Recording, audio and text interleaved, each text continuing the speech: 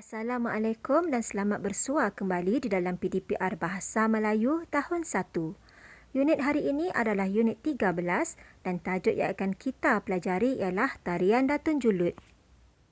Terdapat dua objektif pembelajaran bagi tajuk hari ini.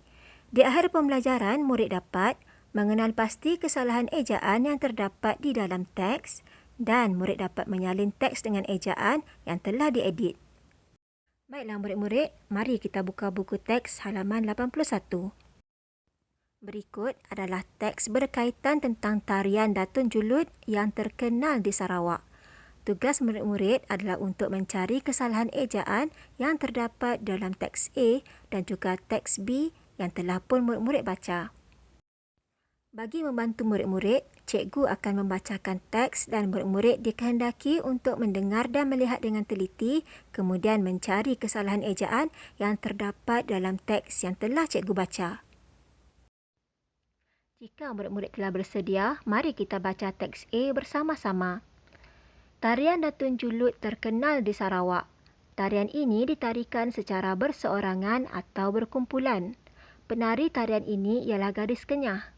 Mereka biasanya memakai pakaian tradisional. Ada bulu burung kenyalang di jari penari. Mereka menghentak kaki dan bertepuk tangan. Tarian ini mengikut iringan alat muzik sape. Kita telah pun selesai membaca teks A. Adakah murid-murid menjumpai sebarang kesalahan ejaan di dalam teks ini? Betul murid-murid, kesemua perkataan dieja dengan betul dan baik. Jika begitu, marilah kita lihat pula kepada teks B. Jagu berkunjung ke rumah panjang di Long Busang. Semasa di sana, dia menyaksikan tarian Datun Julud. 4 orang gadis Kenyah sedang menarikan tarian ini. Mereka memakai pakaian tradisional. Jagu melihat bulu burung kenyalang di jari penari. Bunyi alat muzik sape mengiringi tarian mereka. Para penari menghentak kaki dan bertepuk tangan. Bagaimana murid-murid? Jumpakah murid-murid dengan kesalahan ejaan dalam teks ini? Cikgu telah menjumpai beberapa kesalahan ejaan di dalam teks ini. Mari kita lihat jawapan cikgu dan juga jawapan murid-murid.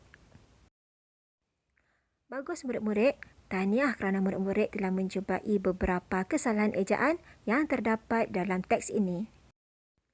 Jika ada murid-murid yang masih tidak begitu pasti, mari cikgu bantu kamu dengan paparan yang berikutnya.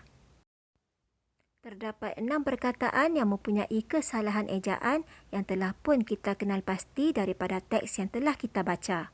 Perkataan pertama ialah gadis, kedua pakaian, ketiga burung, keempat muzik, kelima menghentak dan yang keenam bertepuk. Bagaimanakah kita dapat mengenal pasti perkataan-perkataan ini mempunyai kesalahan ejaan?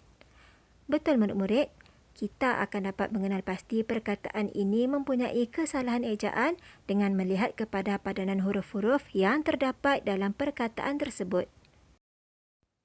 Sebagai contoh, huruf-huruf yang telah pun cikgu bulatkan adalah menyebabkan kesalahan ejaan kepada perkataan yang telah pun kita kenal pasti.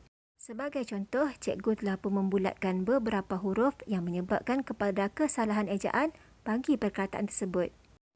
Cuba kita lihat contoh perkataan gadis. Perkataan gadis di sini mempunyai kesalahan ejaan apabila ianya dieja dengan menggunakan huruf I. Jadi, apakah ejaan yang sebetulnya? Mari kita edit dan kita eja dengan betul. Berikut merupakan perkataan yang telah pun diedit dan dieja dengan betul. Mari kita lihat jawapannya. Kita akan lihat ejaan perkataan yang betul satu persatu.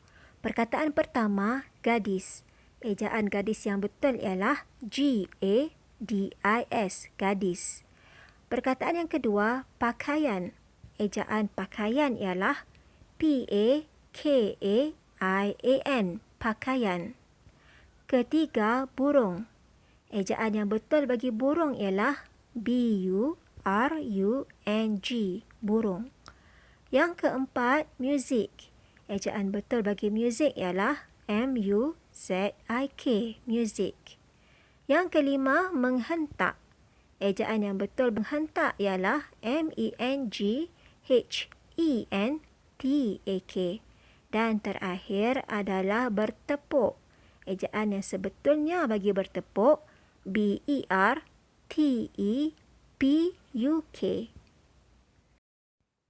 Demikianlah tadi jawapan yang telah pun kita edit dan kita eja semula dengan betul. Sekarang, tugas murid yang seterusnya adalah untuk menyalin semula teks menggunakan ejaan yang betul dan yang telah pun diedit di dalam buku tulis. Murid-murid perlu menyalin semula kesemua teks A dan juga teks B ke dalam buku tulis dengan menggunakan ejaan yang betul. Malah murid-murid juga perlu menulis dengan cantik dan kemas supaya murid-murid dapat membuat rujukan dan dapat membacanya semula di masa yang lain.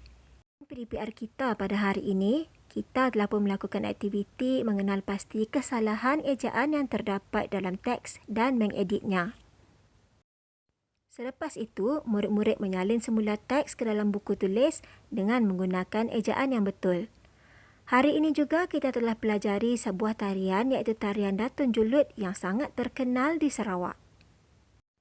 Sebelum kita akhiri kelas kita pada hari ini, ingat buku adalah jendela dunia.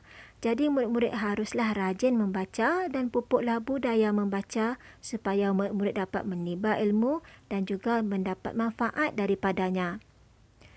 Sampai kita bertemu dalam kelas yang berikutnya. Terima kasih dan awasi diri selalu.